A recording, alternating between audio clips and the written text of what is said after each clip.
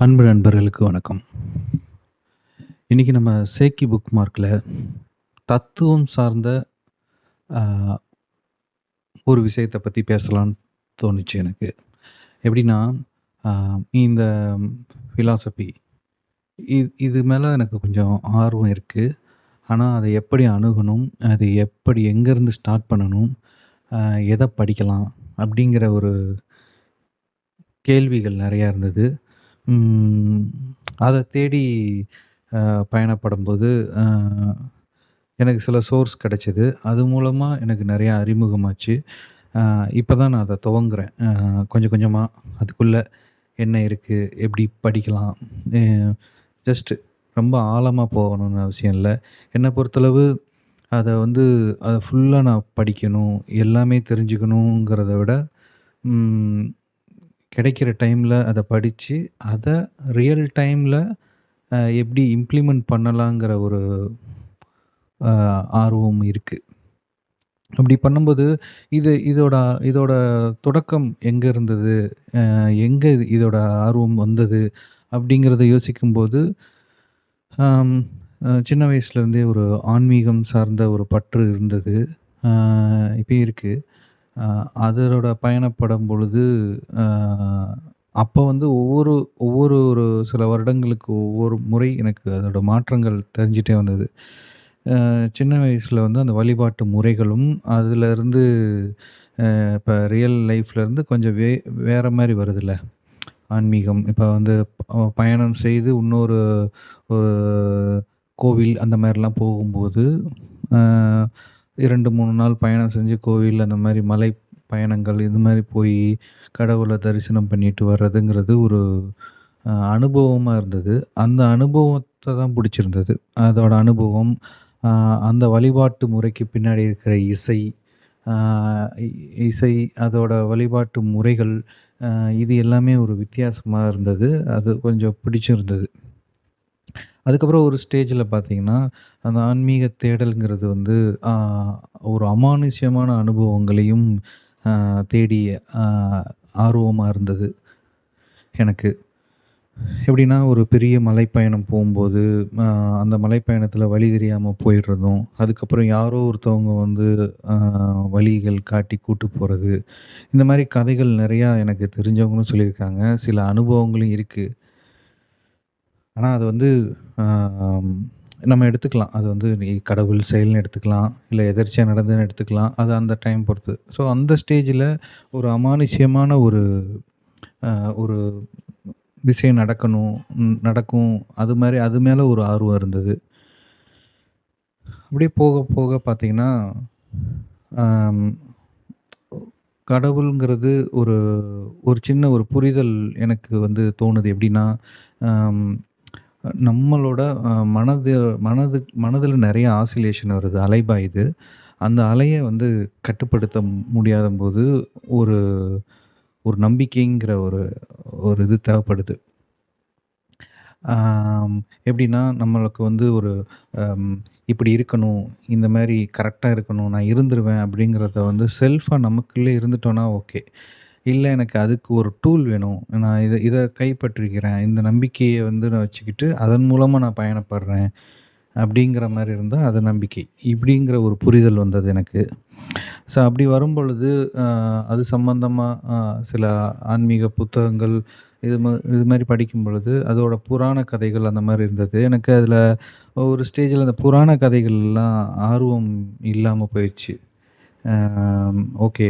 அதில நெறையா தத்துவங்கள் அதிலயும் இருக்கு. அ ஆனா, அந்த புராண கதைகள் வந்துல அ இது வந்து ஃபிக்ஷனா இருக்குங்கிற ஒரு ஒரு எண்ணம் வந்துச்சு. எல்லாம் கற்பனையா இருக்கு. ஆனா அந்த கற்பனைக்குள்ள ஒரு பெரிய தத்துவங்கள்லாம் அடங்கியிருக்கும். அது வேற விஷயம். பட் அதில வந்து வெறும் கற்பனை. நான் ஃபிக்ஷனா இருக்கணும், ரியலா இருக்கணும், லாஜிக் இருக்கணும். அப்படிங்கிற ஒரு தேடல் வந்தது. அப்பதான் இந்த தத்துவம்ங்கிற ஒரு இது அறிமுகமாச்சு. இத தேடி எப்படி போலாம்? என்ன மாரி புத்தகங்கள் படிக்கலாம்? அப்படிங்கிறத தேடும் பொழுது, எனக்கு முதல்ல அ அறிமுகமான புத்தகம் வந்து அ புத்தர் சம்மந்தமான ஒரு புத்தகம் படிப்போம் அப்படிங்கிறது தோணுச்சு. ஸோ புத்தர்ங்கிறது வந்து ஆம், அ எப்படி படிக்கலாம்? எந்த மாரி படிக்கலாம்? சாரி, புத்தருக்கு முன்னாடி அ இந்த தத்துவங்கள் சம்மந்தமா எழுதியிருப்பாங்கல்ல, அவங்கள நோக்கி போவோம் அப்படிங்கிறபோது தான் எனக்கு ஜெ. கிருஷ்ணமூர்த்தி அவரோட புத்தகங்கள் அறிமுகமாகுது. அது அ இனிஷியலா அது எனக்கு ரொம்ப டஃப்பா இருந்தாலும், போக போக அவரோட அம் புத்தகங்கள் வந்து ரொம்ப புடிச்சு போச்சு. அதுக்கப்புறம் பார்த்தீங்கன்னா, ஓஷோ. ஓஷோவும் அ அடுத்த ஸ்டேஜில அவரும், இவரும் ஒண்ணா அவரோட புத்தகங்கள் பயணப்படுறேன். இது பயணப்பட்டுட்டு இருக்கும் பொழுதே, அம் அதில அவங்க ரெஃபரன்ஸா நெறையா ஓஷோல புத்தர் பத்தியும் சொல்லுவாரு. ஸோ புத்தர் புத்தர் நோக்கி போவோம் அப்படிங்கிறபோது, அ இ புத்தர் பத்தி படிக்கணும் அப்படிங்கிறபோது, அவர பத்தி ஃபுல்லா படிக்கணும்னு எனக்கு இப்போதைக்கு ஐடியா இல்ல. அவர பத்தி ஒரு அறிமுகம் வேணுங்கிறபோது, அ அடையாளம் பதிப்பகத்தின் மூலமா ஒரு புத்தர் சம்மந்தமா ஒரு புத்தகம் இருக்கு. அ பௌ பௌத்தம்னு சொல்லி இருக்கும். அறிமுகம் அப்படின்னு சொல்லிட்டு. அங்க வந்து அந்த புத்தகம் ஒரு நல்ல ஒரு எப்படி அந்த பௌத்தம் எப்படி வந்தது? புத்தர் எங்க பிறந்தார்? அவரோட அ எப்படி அவரு வளர்ந்தார்? அதுக்கப்புறம் அவரு துறவறம் சென்றது. அதுக்கப்புறம் அவரோட டிரான்ஸ்ஃபர்மேஷன். அவரோட தேடல், அவரோட ஃபைனலா அவரு மோட்சம் அடைதல், அந்த மாரி போயிட்டே இருக்கு. நல்லா இருந்தது. இதற்கடுத்து வந்து பார்த்தீங்கன்னா, அம் தாவோயிசம் ஓட அறிமுகம் கிடைக்குது. அதுக்கப்புறம் அ வெஸ்டர்ன் ஃபிலாசபியோட நபர்களோட அறிமுகம்லாம் வருது. அ இதுக்கெல்லாம் எனக்கு முக்கியமான சோர்ஸ் எங்கன்னா, அ கண்டிப்பா இந்த டாபிக் இந்த டைட்டில தேடி வந்திருந்தீங்கன்னா, அந்த சேனல கண்டிப்பா பார்த்துருப்பீங்க. அப்படி இல்லைன்னா, தத்துவம் சார்ந்த உங்களுக்கு ஒரு அறிமுகமும், நல்ல ஒரு புத்தகங்கள் அறிமுகம் இல்லாம, எல்லா தத்துவவியலாளர்கள் அறிமுகமும் வேணும்னா, அ ம் சாக்ரட்டிஸ் ஸ்டுடியோங்கிற அந்த யூடியூப் சேனல் மூலமா தான் எனக்கு நெறையா புத்தகங்கள் அறிமுகமா தெரிஞ்சது. புத்தகங்கள் மட்டும் இல்ல. இப்படிலாம் ஃபிலாசபர்ஸ்லாம் இருக்கிறாங்கங்கிற ஒரு அறிமுகமே அ அவர் மூலமா தான் தெரிஞ்சது. சாக்கர் ஸ்டுடியோல அம் அவர் வந்து பிரின்சிபலா இருந்தவரு. அ அ டாக்டர் ஆர். முரளி. அ அவர் ஸ்பீச் சூப்பரா இருக்கும். கண்டிப்பா எளிமையா, அழகா, ஓவராலா எல்லாமே சொல்லிடுவாரு. அ அ அங்கருந்து தொடங்கலாங்கிற ஒரு ஆர்வம் வந்தது. கரெக்ட்டா இருந்துச்சு. அந்த பிளாட்ஃபார்ம் கரெக்ட்டா இருந்தது. அவர் ஒரு டாபிக் ஃபிலாசபர பத்தி சொல்லுவாரு. அவர் சொன்ன மேக்ஸிமம் அதில ஒரு புக்கு இன்ட்ரோ குடுத்துருவாரு. அத தேடி போலாம். ஆனா என்ன ஒரே ஒரு மைனஸ் என்னன்னா, தமிழ்ல நெறைய ஃபிலாசபி புக்கு இல்ல. ஆ ஸோ அது அது ஒரு ட்ராபேக்கு. அந்த இது இல்லாம அந்த மாரி தேடல் இருக்கும் பொழுது, தாவோயிசம் அடுத்து படிக்க தாவோ தேஜிங் அந்த புக்கு படிச்சு, அதையும் நம்ம யூடியூப்ல போட்டிருக்கு. அதோட அறிமுகம். அதுக்கப்புறம் இப்படியே போகும்பொழுது, இப்ப வந்து ஃபர்ஸ்ட்டு ஃபிலாசபர் அ கிரீக்லேருந்து தொடங்குவோம். கிரீக் தான் அந்த காலத்திலேயே நாகரீகம் அடைஞ்ச ஒரு நாடு. அ அம் ஸோ அங்கருந்து தான் தத்துவம் வந்து தொடங்குது. ஸோ மேற்கத்திய தத்துவங்கள்ல இப்ப கிரீக் வந்து நம்ம போவோம் அப்படின்ட்டு, சாக்ரட்டிஸ் அவரோட வரலாறு, அவரோட அறிமுகம், அவரோட தத்துவம் என்ன அப்படிங்கிறத ஒரு துவக்கமா படிக்கலாம் அப்படிங்கிறப்ப, அம் பிரேமா பிரசுரம் அவங்க வெளியிட்ட சிந்தனையாளர் வரிசையில சாக்ரட்டீஸ் அ அந்த புத்தகம் பூவை அமுதன் வந்து எழுதியிருப்பாரு. அந்த புத்தகம் படிச்சேன். அதில என்ன போட்டிருக்காங்கன்னா, இது வந்து சாக்ரட்டீஸ் வந்து பார்த்தீங்கன்னா, அ பிஃபோர் கிறிஸ்ட் இயேசு பிறப்பதற்கு முன்னாடி அந்த பிசில வந்து பிறந்தவரு. அவரோட இயர் வந்து கரெக்ட்டா எக்ஸாக்ட்டா இல்ல. 399ல இருக்கு. அவரோட அந்த ரேஞ்சில இருக்கு. எக்ஸாக்ட்டா இயர் இல்ல. பிறந்த இயரு. ஸோ அங்க வந்து கிரீஸ்ல, ஏதென்ஸ்ல பிறக்குறாரு. அங்க வந்து அ ஒரு பிறந்து வளர்ந்து அவருக்கு ஒரு கல்யாணம் ஆகுது. முதல் கல்யாணத்தில அவருக்கு நல்லா வாழ்ந்துட்டுருக்கிறாரு. ஆனா, அவங்க மனைவி இறந்துடுறாங்க. அதுக்கப்புறம் அவருக்கு மறு திருமணம் பண்றாரு. ஆ ஆனா, அவங்க மனைவி அவர் மேல ஒரு அண்டர்ஸ்டாண்டிங் இல்லாம திட்டிக்கிட்டே இருக்கிறாங்க. ஸோ அந்த மாரி ஒரு போயிட்டுருக்கு. அவருக்கு பசங்களும் இருக்காங்க, 3 பசங்கள். அ இப்படி இருக்கும் பொழுது, அவர் வந்து அந்த நாட்ல அ எந்த மாரி சிந்தனைய பரப்புனாரு அப்படிங்கிறத தெளிவா போட்டிருக்கிறாங்க. எப்படின்னா, இப்ப இத படிக்கும்பொழுது நம்ம யோசிக்கணும். பிஃபோர் கிறிஸ்ட் அந்த அத்தனை 1000 வருடங்களுக்கு முன்னாடி எப்படி இருந்திருக்கும்? எப்படி மக்கள் இருந்திருப்பாங்க? அவங்களோட மனநிலை எப்படி இருந்திருக்கும்?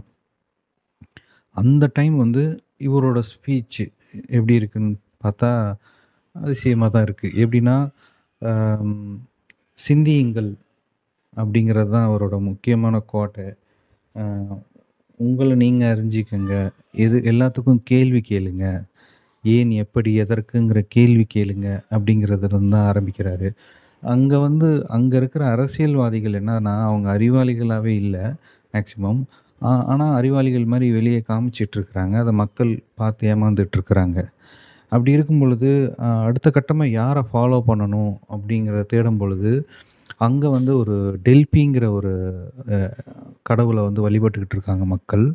அ இப்ப நம்ம ஊர்ல சாமி வர்ற மாரி, அங்கேயும் வந்து அந்த சாமி வந்து குறி சொல்ற மாரி ஒரு நடைமுறை இருக்கு. அப்படி ஒரு ஒரு பெண் மேல சாமி வந்து அந்த டெல்பிங்கிற இறைவர் வந்து வந்து வரும்பொழுது, அடுத்த யார நாங்க பின்பற்றது அப்படிங்கும்போது, யார் தன்னை அறிவாளி இல்ல அப்படிங்கிறத சொல்லிட்டு இருக்கிறாரோ, அவர பின்பற்றுங்க அப்படிங்கிறம்போது, சாக்ரடீஸ் தான் பார்த்தீங்கன்னா, எனக்கு எதுவுமே தெரியாது. நானும் அறிவை தேடிக்கிட்டு தான் இருக்கேங்கிறத வந்து அவர் சொல்லிட்டே இருக்கிறாரு. ஸோ அவர பின்பற்றுறாங்க. அவர் வந்து இல்ல அ இறைவன் வந்து அப்படி சொல்லியிருந்தாருன்னா, நான் அதுக்கேத்த மாரி தகுதிய படைச்சுக்கிறேன். நான் இன்னும் என்னை விட அறிவாளி இருக்கிறாங்களான்னு தேடியும் பார்க்குறேன். அப்படிங்கிற மாரி ரொம்ப ஹம்பிளா இருக்கிறாரு. தன்னடக்கத்தோட இருக்கிறாரு. தன்னை அறிவாளின்னே காமிச்சுக்கிறது கிடையாது. அதுவும் இல்லாம அவரு ஒரு உருவ அமைப்பிலயும் அவர் ரொம்ப கொஞ்சம் விகாரமா இருக்கிறார் போல. அழகற்ற தன்மையில விகாரமா இருக்கிறனால, அ அவர ரொம்ப பின்பற்றுதல்ங்கிறது கடினம். உருவத்த வச்சு தானே எல்லாரும் ஃபர்ஸ்ட்டு பழகுவாங்க.